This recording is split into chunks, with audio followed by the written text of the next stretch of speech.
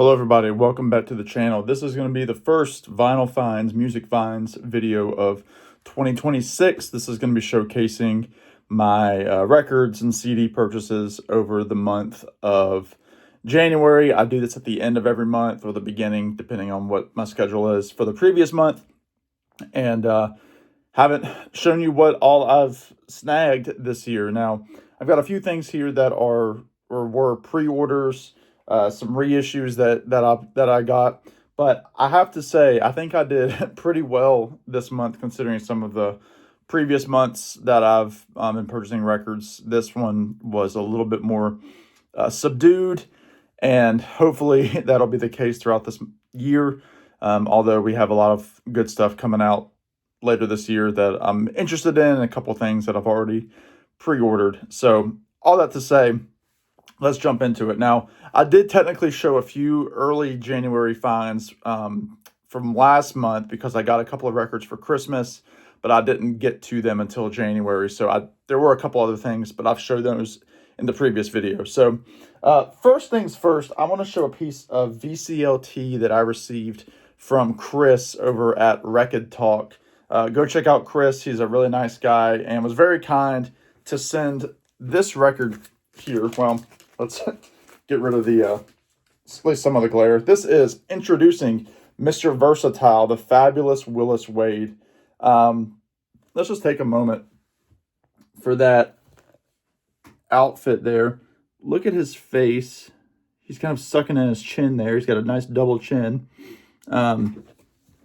This is original, and from what I understand, I mean, as you can tell, he is pure country there, and it was recorded in Hendersonville, Tennessee, which I believe is kind of around the spot of a couple of VC members. I won't mention them, but yeah, kind of a fairly local guy. I don't know much about him, but he's got some songs on here that I know: Orange Blossom Special, Wabash Cannonball.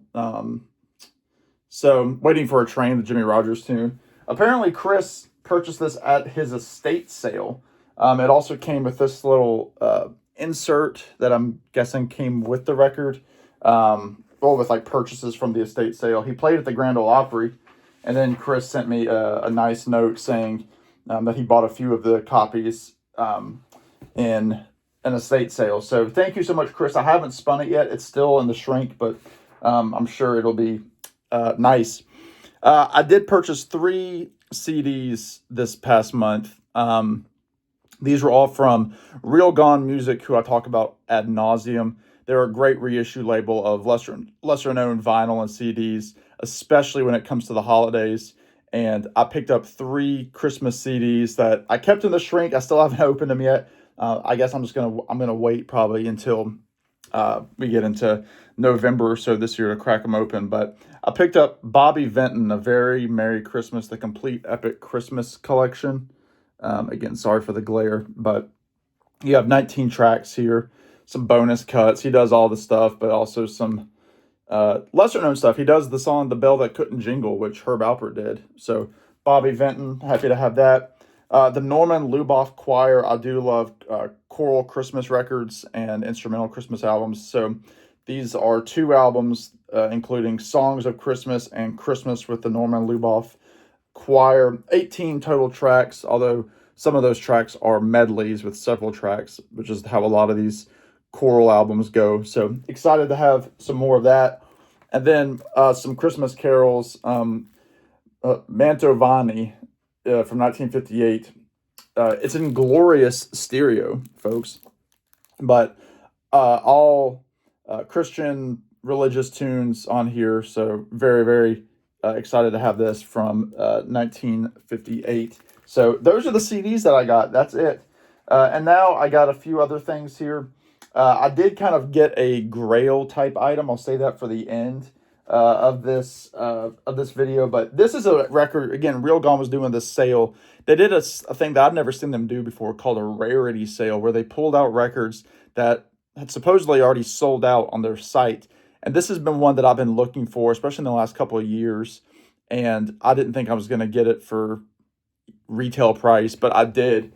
and that is Rock Salt and Nails by Steve Young. Again, all these are, I try to keep these in shrink because of the hype sticker, but on some cool white vinyl there. But if you don't know Steve Young, think kind of in the same line as a Townes Van Zandt type, although more of like a clean voice. And he doesn't write as many songs as I thought he would. He does the very good version of the song Rock Salt and Nails, which has been done by everybody, including Tyler Childers of recently and Tony Rice. But that's done by Utah Phillips, who wrote that song. He does a Johnny Horton song called I'm a One-Woman Man. That's a really good kind of rockabilly tune. Check that out. But you'd probably know Steve Young because he wrote the song Seven Bridges Road that the Eagles made so popular. So very happy to have that. Again, originally on A&M Records, speaking of Herb Alpert, it's the Alpert and Moss label. So very excited to finally have that Steve Young album. I've played it a few times and it's great. This was an album that came out last year that everybody was talking about, and I finally had to get it. I think they were having this on his site, and that is the Billy Strings and Brian Sutton Live at the Legion 2 LP set, recorded April 7th, 2024. Now, I think this was a fundraiser that they did for some Legion Hall in Nashville, but very, very cool store exclusive clear splatter vinyl there. This is essentially a traditional bluegrass record. They do the songs like Walk On Boy. They do Bob Dylan's Don't Think Twice, It's All Right. They do Salt Creek, Big Sandy River, Groundhog, Tom Dooley, Nashville Blues. Lots of Tony Rice, Norman Blake kind of stuff. It's very, very solid acoustic music. It's the whole show, and I think it's really, really solid. So probably would have been in the running for some of my favorites of 2025 had I purchased it last year, but very glad to have that now physically. I ordered 4 of the Rhino Reserve reissues that came out. And if you don't know what Rhino Reserve is, that's essentially supposedly it's a cheaper, budget quote version of the Rhino High Fidelities. These are not gatefolds. They are not packaged in the same glossy finish of the jackets, but they're still done with the same kind of care. They're done by Kevin Gray. Again, a lot of them are sourced from the original analog tape. So it's audiophile stuff, just at about a $30 budget. This was a cool record. This was Charles Mingus Blues and Roots. This was really cool. I kind of bought this just because it was Charles Mingus. I'd never heard the record before, but really, really good. Kind of a little bit of more free-form jazz than some people might like. You've got Charles Mingus, Jackie McLean, John Handy, Booker Irvine, Pepper Adams, Jimmy Nepper, Willie Dennis, Horace Parlin, Mal Waldron on piano, and Danny Richmond on drums. But this is from 1960 from Atlantic Recordings, and I really, really enjoyed it. Again, it's not necessarily weekend coffee jazz per se, but it's a nice bridge point, I think, if you like your traditional jazz trio stuff, your Bill Evans type stuff, but you're kind of interested in getting into maybe Coltrane or somebody like that. Maybe this is kind of a nice bridge album. So Blues and Roots by Charles Mingus, the Rhino Reserve. Again, those of you that know me know I'm a big Gordon Lightfoot fan, and so I picked up If You Could Read My Mind, which is from 1970. This obviously has the big hit, If You Could Read My Mind. It's a lot of people's favorite Gordon Lightfoot song. He also does Me and Bobby McGee. Another song on here that was one that stayed in his concerts, Minstrel of the Dawn, opens it. Baby, It's All Right. But yeah, just some really good stuff. And he's got a lot of guest players on here. He's got Randy Newman on here. He's got John Sebastian from the Lovin' Spoonful. Ry Cooder is on here. Van Dyke Parks is on here, you Beach Boys fans. So yeah, really interesting to have this. Again, 1970, very young, unmustached Gordo there. So very happy to have this. And I know a lot of people will say, "Oh, that's a dollar bin record." It's, it's like, yes, it is, but a lot of times those things are so dusty and so crackly. It takes away from it for me. I purchased. And I've been getting the Fleetwood Mac reissues that have been coming out on the Reserve. There's been they've done the self-titled on the Rhino Reserve. I mean, on the Rhino High Fidelity, but they've done a bunch of the early Fleetwood Macs, including Future Games, which is the debut by Danny Kerwin, I believe. Excuse me, Bob Welsh. This was his debut, who would go on to record with them for a few years. But this has, if you're looking at your traditional, like who you think of as like the main version of Fleetwood Mac, you've got obviously John McVie, Mick Fleetwood, and then you've also got Christine McVie. But then you also have Danny Kerwin and Bob Welsh as well. So really good stuff on here. Morning Rain is a cool song. Lay It All Down. I really like the Bob Welsh tunes. Future Games. This is kind of like a psych record, and it's really, really cool. I like it a lot. Again, didn't know much about it, but I've really enjoyed all the others they've done. Bare Trees, Tango in the Night. They obviously did the Buckingham Nicks on the High Fidelity. All right, I also picked this one up. This one is going out to my buddy Rich Strickler, who's a big fan of this group. This is the self-titled debut by America. Again, people are going to say, that's a dollar record. You can get that thing anywhere. Again, I get that, but I'm very much a fan of having kind of a no-worry record where I'm not going to worry about the scratches or the dust. So very happy to have a very clean copy of this. Again, debut by America. There's Dan Peake, Jerry Beckley, and Dewey Bunnell. But you've got the song Horse with No Name. Riverside is on here. What else is on? I Need You is on here. Donkey Jaw. So really, really good stuff. Again, there's also some stuff that could have fell into like the jam band world had they kind of expanded on those songs, like a Grateful Dead type group. But very happy to have that. And it was cool to see it promoted on the Rhino Reserve.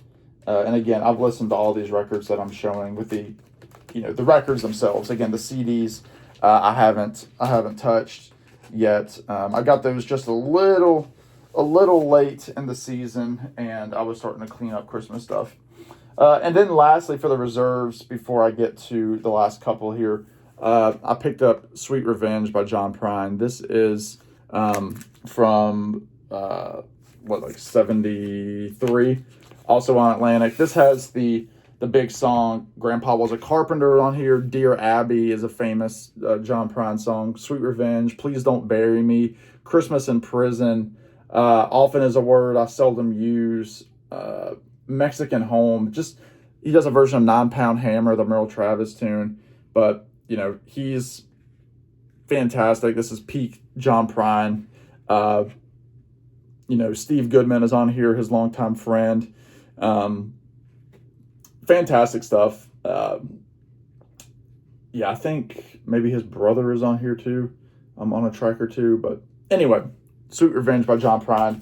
I already had 2 CD copies of it. I gave my mom a copy of it because she's the one who got me into Prine, and so happy to have it on vinyl. So that does it for the reserves. I just got this, and I technically found this yesterday in the mail, but it was delivered the day before, so I'm going to throw it into January because otherwise I might lose it. But Lemon Twigs, this is the single that I was talking about in an earlier video. This is I've Got a Broken Heart and Friday I'm Gonna Love You. Obviously you have Brian and Michael Daddario, the Daddario brothers, playing pretty much everything on here. They've also got Eva Chambers on bass and vocals, but just a wonderful single. I think it's sold out. It was through their site, or through Bandcamp. I can't remember. It might have been through Bandcamp.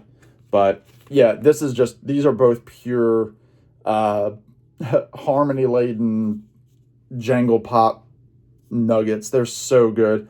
Quick single kind of stuff. It sounds like it could have been a hit 60 years ago, but nowadays it's considered indie.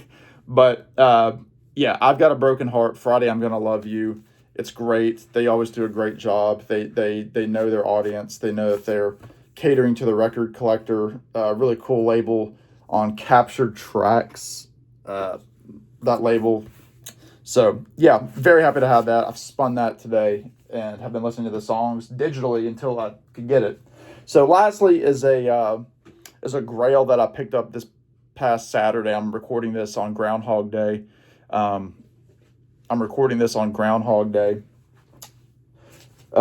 I said, I'm recording this on Groundhog Day. So, Tuesday? Because I'm recording this on Groundhog Day. No, today's Monday. Yeah, today's Monday because I'm recording this on Groundhog Day. Anyway, I went to my local store. One of my few local stores had a tote bag of records. They only wanted 3 of the records that I brought. Now, again, to be fair, a couple of the records were free giveaways that I received on Whatnot, and then one was an album that I paid $7.50 for.